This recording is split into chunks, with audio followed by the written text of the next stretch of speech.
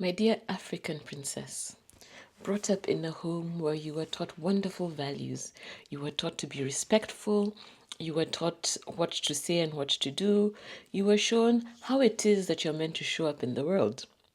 The trick is that is affecting how you're showing up at work today. Come, we talk. Grab your seat, move a little closer, get your tea. Because today we are talking about it. These things we don't always bring to the forefront. We are not always fully aware of them. We have a job. So here you are. Now, let's fast forward. You had been brought up. Well, you were brought up. Now you're working. You got a big job. A big job at a big company. You're an expat. You left your country, you went somewhere else to work there. You're just doing great. You did this grind in school, you got the great marks, and you're just doing great at this job. Everything is perfect, everything is amazing. You know your stuff. No one can ever ask you anything about the facts and the figures and all these things that you're meant to know because you're super good at them. But there had to be a but. But sometimes something happens when you're meant to speak up. When you're meant to raise an opinion, when you're meant to say something, when you're meant to even interact with your peers, when you're meant to go for the office after party, when you're meant to be in a room with leaders, and you feel suddenly small, you feel suddenly trapped, your palms start sweating, you feel otherworldly, and you don't understand it yourself. The reason you don't understand it is, look, you know your stuff, you know these people, you know what you're doing. Why is this the reaction that you're having? This is what we're here to talk about today. We are tying the connection between the upbringing that you had, the African upbringing that you had, with the corporate space that you are now sitting in, and why sometimes there is a disconnect. So let's rewind. Yes, let's rewind to childhood. Remember being told that when the visitors are there, you need to be quiet, first of all, and you need to move aside. You should not disturb them. And the visitors were often men, especially, maybe let me put it this way, especially if the visitors were men. Your father has guests over and they're men who are seated somewhere, you must absolutely not disturb them. Yeah, the most you can be allowed to do is to go greet them and then go on your way. What I found personally that this had done to me was that it created in me the image of very senior male leaders as those men, those men who I was not allowed to speak to. This was so mind-boggling. It took me such a long time to understand this, and I was completely shocked. Because what would happen is that I would sit in certain meetings, and I'm the badass. I know my stuff. I know everything. I mean, I'm not everything, but I'm really good at what I do. But I'd get into certain situations and my voice would evaporate. I would become that child. I would become that child who has been told to sit quietly and not interrupt when the elders are talking. And I'd be sitting in these meetings and I did not know what was happening. It took a lot of journaling and inner work and what did I do? I took courses, I did therapy, I did a lot of things, I read books. And it was at one of my introspective moments that I was able to put that connection together. And that's why I'm coming here to you. So that you don't have to go through the same winding circle or asking yourself what is happening. And now, when I did put it together, what I did is I went back to my inner child. I realized that this is a false belief. It's a false system that's within me. It's something that I was told that may or may not have applied at the point when it was told, but does not serve me anymore today. The company I was working for did not need me to be someone who does not speak when required to. That's what I was being paid to do. So I had to go back into myself and reconnect with my inner child and tell her that it is okay to leave that set of beliefs and step into the new belief that I created for myself. And the new belief that I created for myself is that it is important for me to speak up in these situations, that these men want to hear from me, that I am worthy. I'm not that small child anymore. I am worthy of standing up, occupying space, and speaking up. These things, it's a thing with uncovering the beliefs, because sometimes they're so hidden within that you can't even figure it out. You can't tell that that's what's going on. And for me, that was everything, because then after that I could occupy my space and I became much more effective even at work. Yes. Okay, now another one. If you're an expat, if you've left the country that you've left your home country and gone somewhere else, or even if you're dealing with an international global company, you're dealing with people from different walks of life and different cultures. Yeah. So, same thing. It could still be that having been brought up in the African patriarchal setup, and here I put a pause because I realized as I was taking my notes, it's not just the patriarchal aspect. Yes, the big men were there, you're not allowed to speak to them. But even your mother's friends, you're not meant to just go and be hanging around, doing anything while they're there. Visitors, you needed to be respectful of visitors. That's why we had the plates. The plates that were for visitors, which you possibly still have in your own home. If you don't have plates, you probably still have clothes that you're meant to wear on special occasions. That's where that training all comes from. Huh. But now, in the expat community, I think that's what I want to talk to most. Another thing that creeps in is racism, your internalized racism. Remember, in this world, the way things are and the things that you're taught are that the white person came to Africa to discover us. Things we're taught in school, that our mountains, our hills, and everything else was discovered. But more to the point, we have incorporated non traditional way of life because that's where we are in the 21st century and that's how things work. But this way of life was brought externally over to us. And part of this bringing of this way of life has been the teaching that everything that was African is wrong. You are wrong. You are wrong. Everything about you is wrong. You need to keep quiet and learn from those people who know better. So, fast forward this now into the work environment where you're dealing with, I'll just call it black and white to simplify, but you're dealing with white people and you're black. So you have this internalized notion, whether you're aware of it or not, that you are less. They have an internalized notion, whether they are aware of it or not, that they are more. And this can play out as a clash that goes in different ways. It could be you trying to prove yourself as being worthy, that puts you into conflict. It could be you accepting that you are not worthy, you are less, that puts you into conflict still, or puts you into some kind of terrible submission that just doesn't work. And the same thing with them. It could be I presume, I mean, I won't speak for the white people. I don't know. So from your perspective, it might then be that you find yourself in a situation where you again cannot speak. You cannot speak because you're not worthy. You are small. Yeah. That is something that is deep within you. And it really takes something to find it.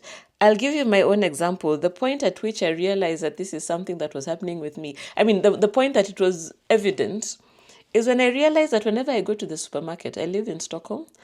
When I initially came, I'd go to the supermarket, and when I was at the places with the fridges, waiting to go get something, whatever, I wanted my meat, I would step aside for the person behind me to do what they needed to do first and then go back to doing it.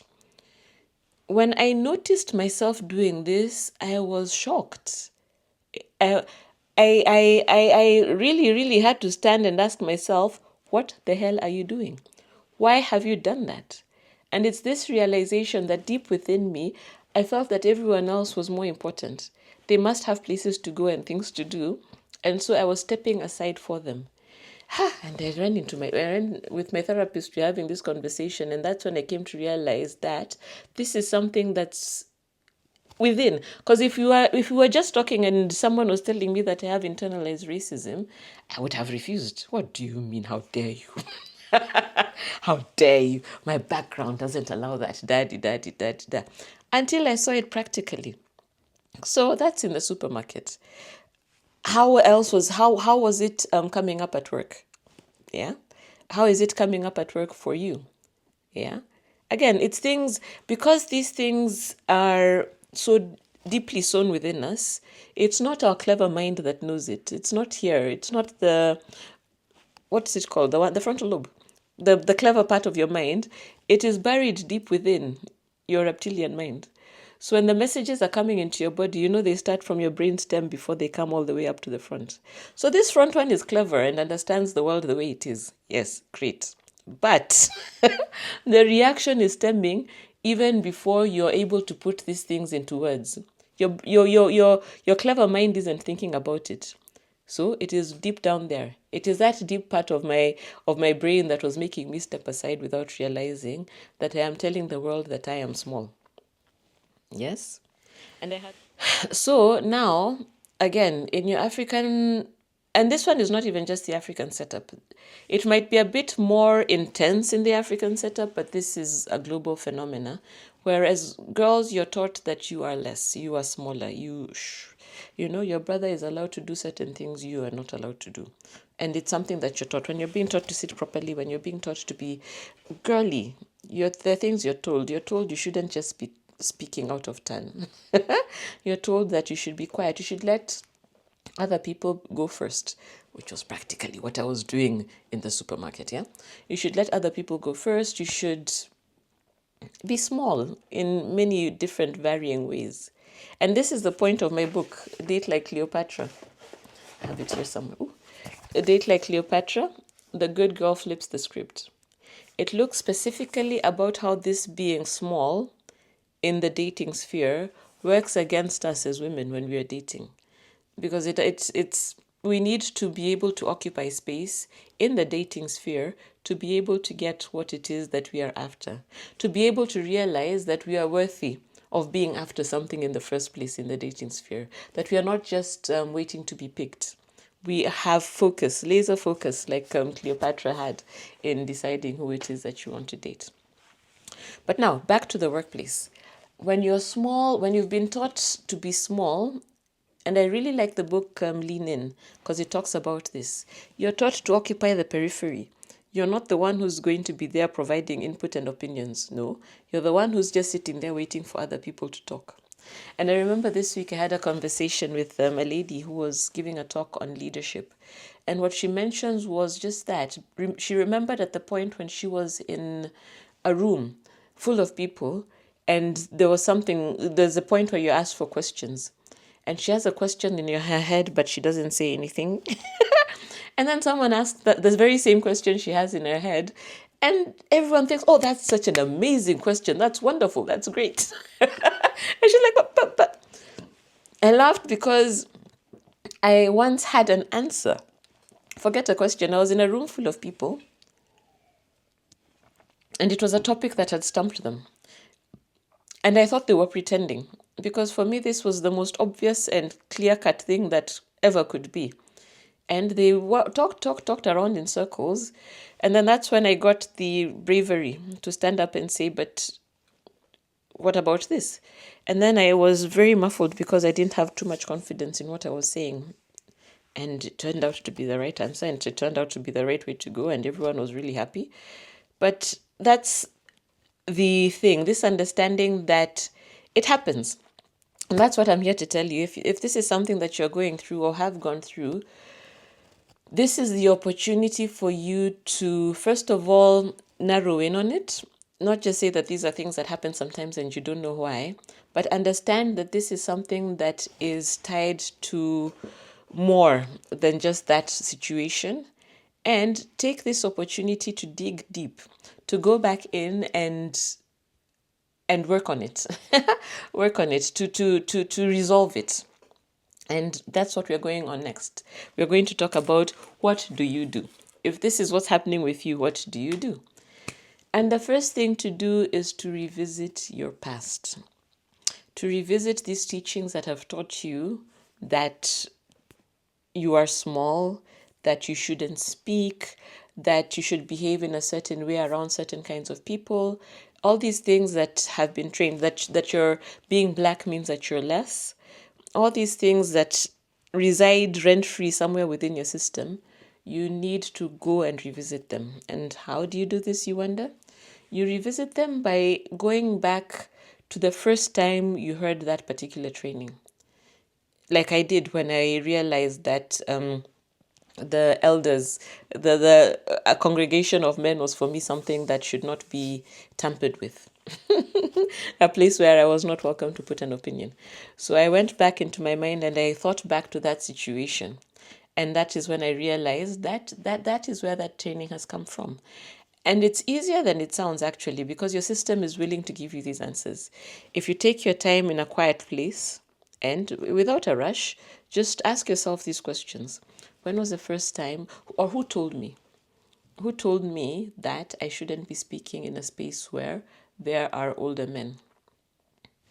And just take your time and let your body show you the answer. And it will often just come to your mind. And based on that, you'll be able to ask yourself, is this a belief that I still want to have? Is this something that I still want to hold on to? And then you decide to change the belief. And you might find that there are many different situations. It might not just be one. There'll be many different situations that have created your present disposition. And I also want here to touch on the one of fear. It could be fear of a parent. When you were beaten black, well, I was going to say black and blue, but that's not us.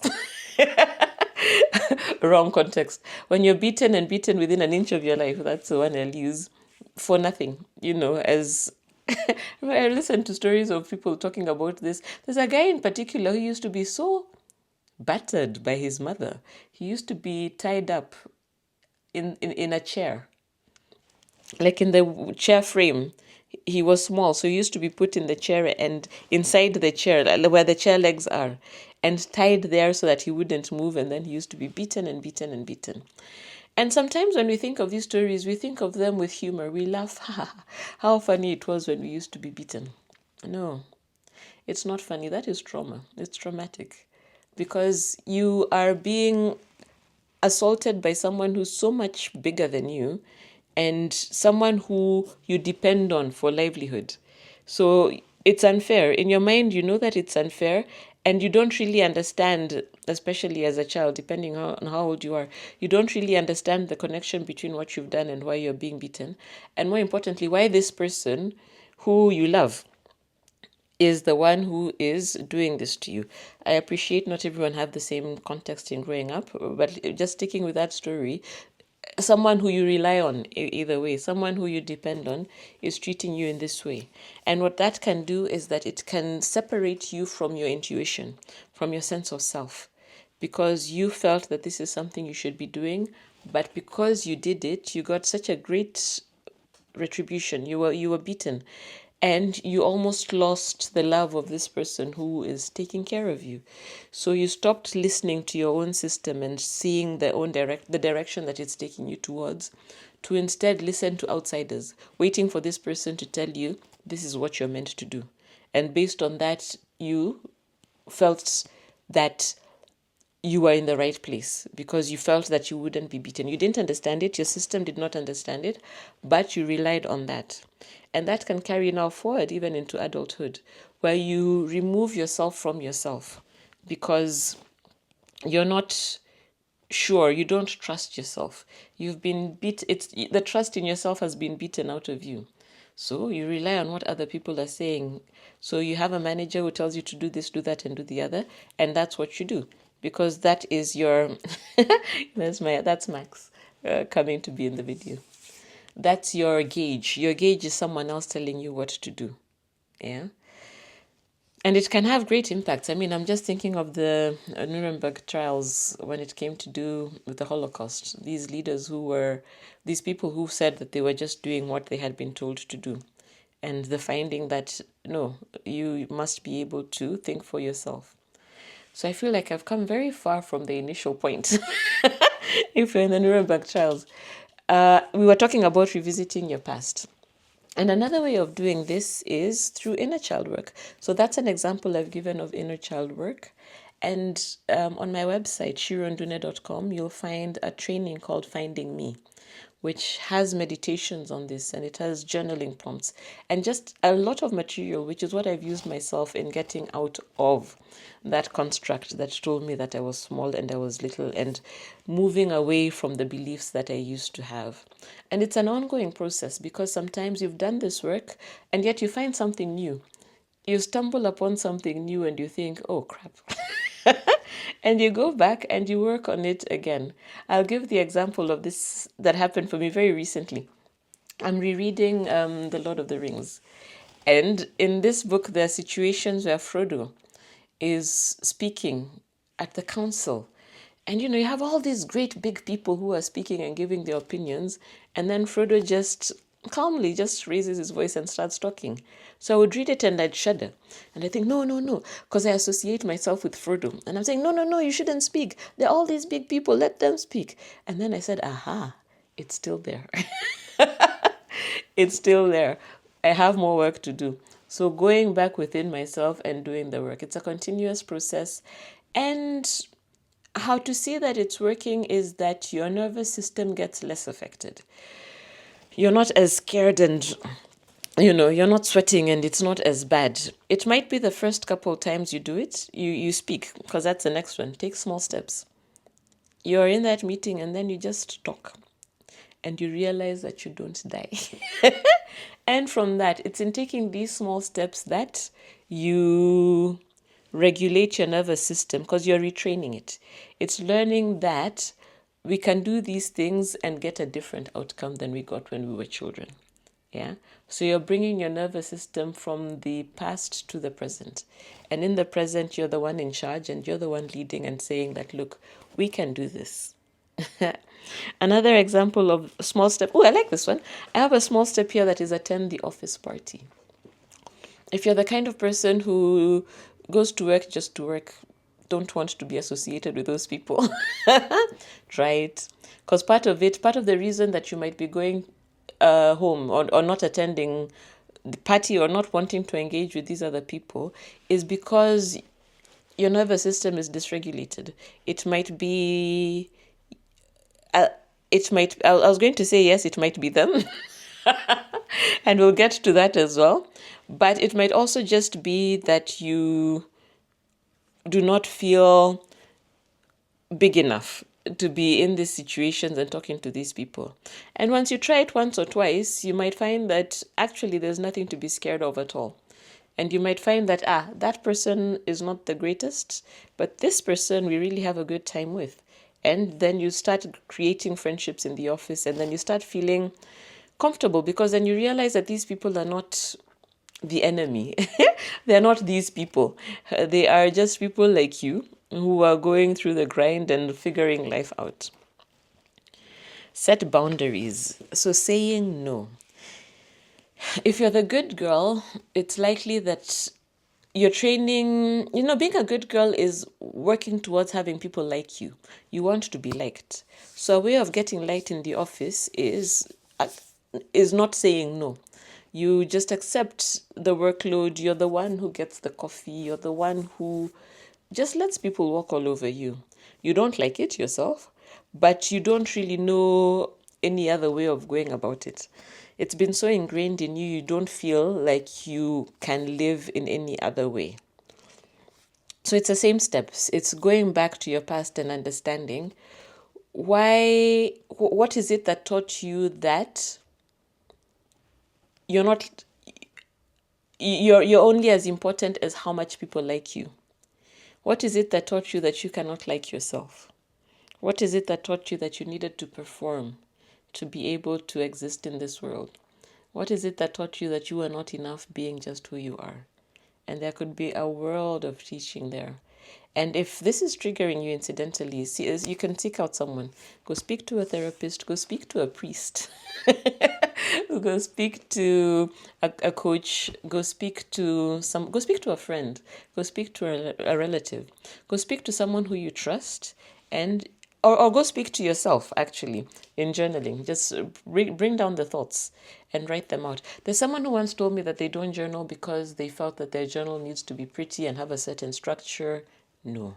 You can even take out your phone and start recording your thoughts. I really, really encourage the writing though, because they're just things that come out like a stream of consciousness that just comes out. And you write sometimes things that you yourself were not aware of. And you see it on the paper and you're like, So something to do, journaling. I feel like I wasn't finished with that point of the good girl. Being the good girl and being likable, wanting to be liked, actually has a concept of manipulation, because you do not ever bring your real self out. You are trying to be the person that these people will like. And in that space, you are manipulating their feelings for you. So if they knew the real person that you are, they may or may not like you. But because you've been putting on this different facade, you then have to be living a lie. Yes? And then they like you because of this lie that you have put forward. And it may sound small, but this is actually a really big thing. This is a big thing because of being taught that we are not enough. Growing up with this upbringing that teaches you that you're not enough makes you feel like you're not enough. And one way to go around this one is actually also just an affirmation. Looking at yourself in the mirror, because I did this, looking at yourself in the mirror and saying, I am enough. I am enough. I was doing this every single morning, looking at my eyes, looking at my eyes, looking into them and saying, I am enough out loud every day in the morning until it started feeling less of a lie, until it started feeling more true, more real. And it's these things that help rebuild your feeling of living within your skin. Because now, if you do not have boundaries because you do not know how to say no in the office, you cannot even begin to imagine how to tell someone that you're not able to do a certain piece of work.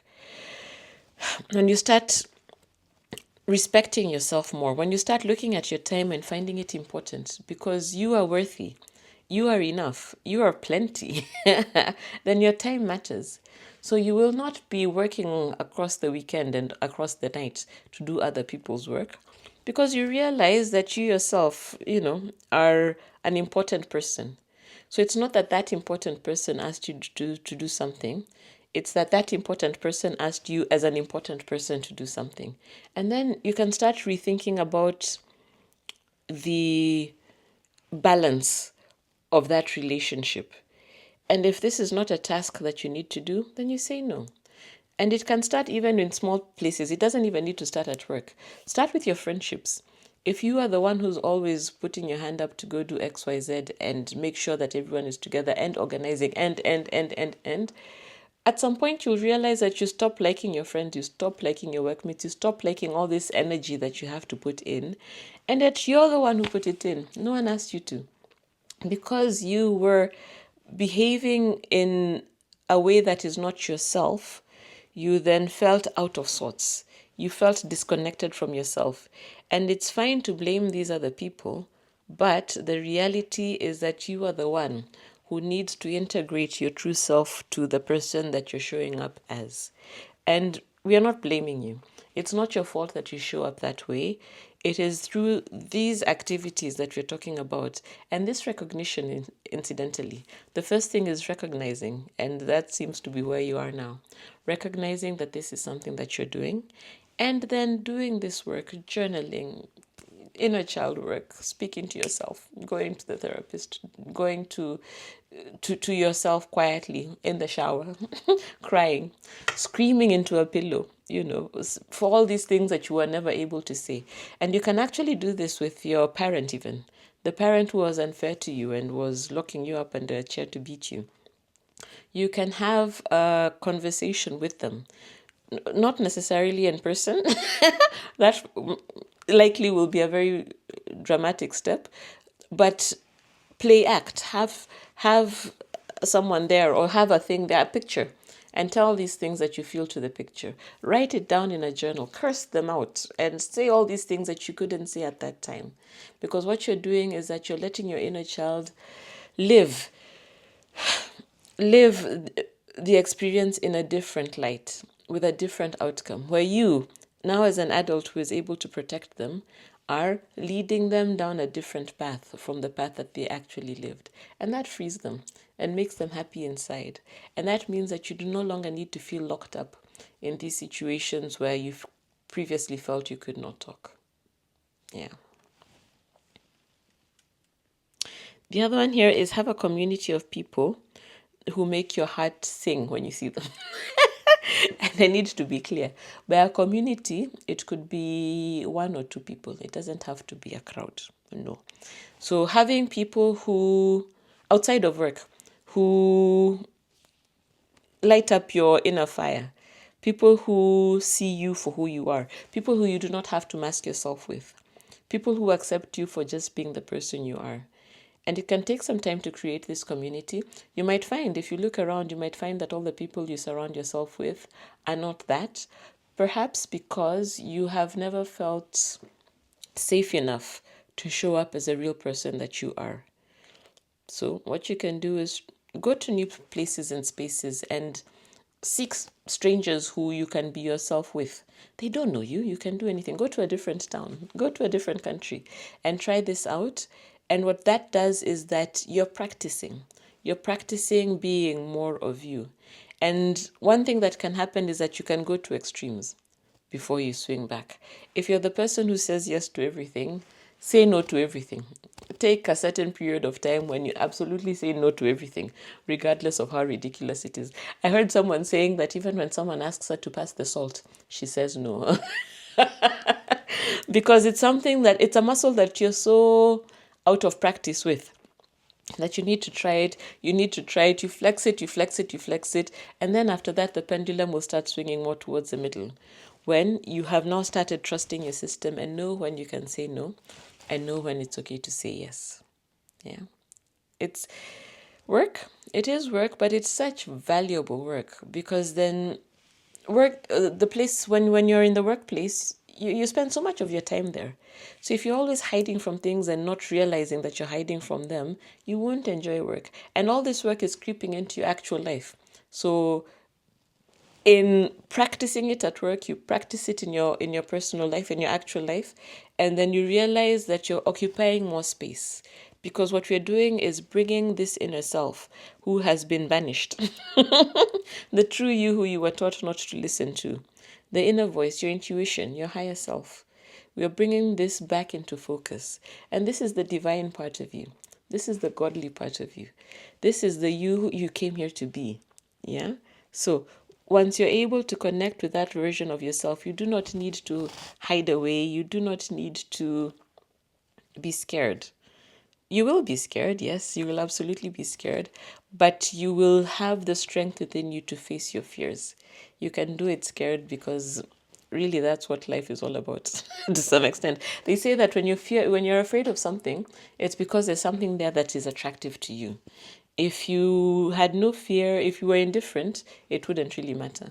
But if there's fear, there's a little seed there that is calling your name. I had one more. Yes, seek out people who look like you and are doing great things. This is specifically about if you have an imposter syndrome because of where you are, if you have the racism, internalized racism that is affecting how you're showing up, da-di-da-di-da. And even the good girl syndrome, actually. Look for women. Look for women who used to be good girls who have progressed, like me. Like me. The progress, my inner child is so proud of me. Yeah. And even the younger versions of me are also just so proud of me because of all the changes that I've been making. And it's important for you to also just like keep a timeline. Keep a journal where you record the changes that you're making. Because these things pass so fast. You won't be able to remember that a time like this 3 months ago, you would not say no to bringing the coffee. Yeah. So keep a journal, see people who look like you. And this could be characters in movies or books. It could be celebrities. It could be people online. It could be just anybody who you can relate with in terms of doing something that you want to do. I love Olivia Pope. I think Olivia Pope is just everything. Yeah. So every once in a while when I'm walking in the street, I tell myself, this is my Olivia Pope walk. I love Beyonce. Who doesn't love Beyonce? I mean, so putting on my Beyonce energy and stuff like that. So these are things you can do, especially when you're feeling a little insecure at a particular moment. You can put on the cloak of Beyonce and just fake it till you make it with the confidence. Because she did it. She did that herself with her other persona, Sasha Fierce. So there are ways, there are means of getting around this. And I'm super proud of you of listening to this until this far. I hope you've been taking notes and will actually action these items, because you stand at the precipice of changing the rest of your life. Just doing these actions incrementally. Take even one small step. And the small step was doing the one I really want you to get out with is taking a small action. Whether it is saying no, whether it is rethinking about your past, all these things truly, truly matter. I appreciate you. Let me know in the comments what you tried and what worked for you. I'll see you next time.